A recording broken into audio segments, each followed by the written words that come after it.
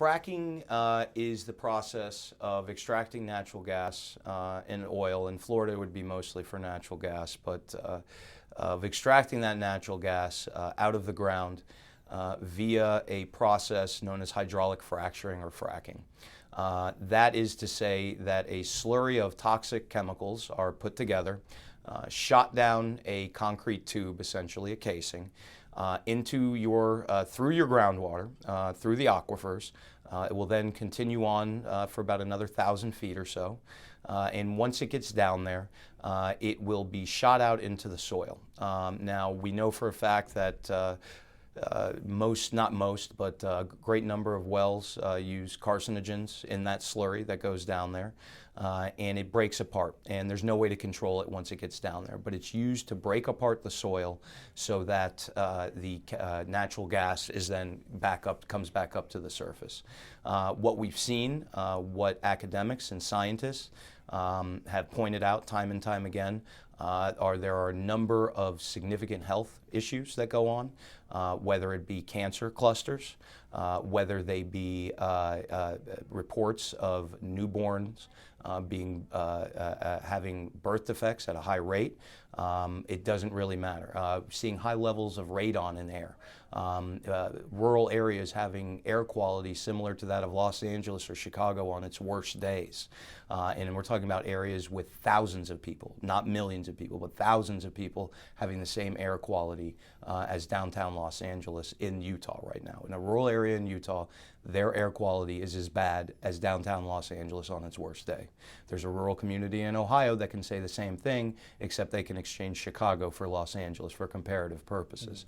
Now, these aren't studies done by fringe folks, environmental zealots or anything like that. These are scientists from institutions like Stanford, Duke, MIT, Colorado State, University of Colorado, Washington, from high-profile universities with high-profile science programs.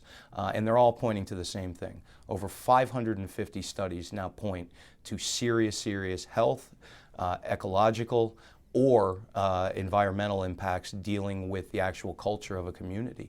There's some communities where fracking has come where you're seeing dropout rates increase dramatically in young males because there's easy money to be made here. But I've also spent time with people that have worked on those well pads, and they've shown me their legs from the constant contact with the chemicals that are used and shown me the permanent scarrings up and down their legs. So I've seen the proof.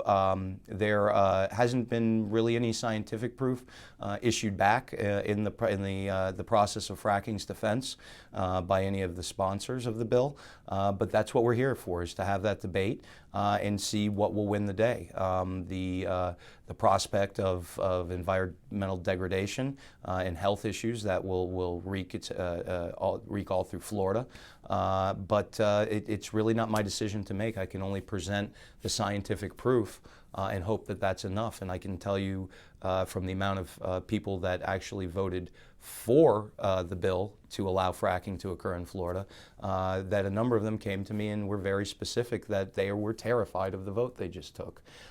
If you look at the science, it's dangerous to the environment, it's dangerous to human beings, it's dangerous to the unborn, it's dangerous to the economy, and it's dangerous to the criminal justice system, and it puts a strain on communities for short-term gains that will eventually devastate individual local communities.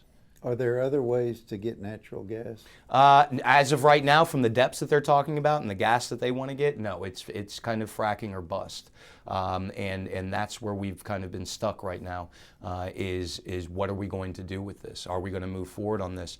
But more and more, I think roughly half the counties in the state of Florida have issued a moratorium or a complete ban on fracking within their confines. And that's another big issue that some folks have with the idea of fracking in Florida, is that we in the legislature, if we were to do this, would be telling every single local community who said they don't want fracking in their backyard that your point of view is irrelevant on this subject matter. A preemption is where we go in and say your laws don't apply here anymore.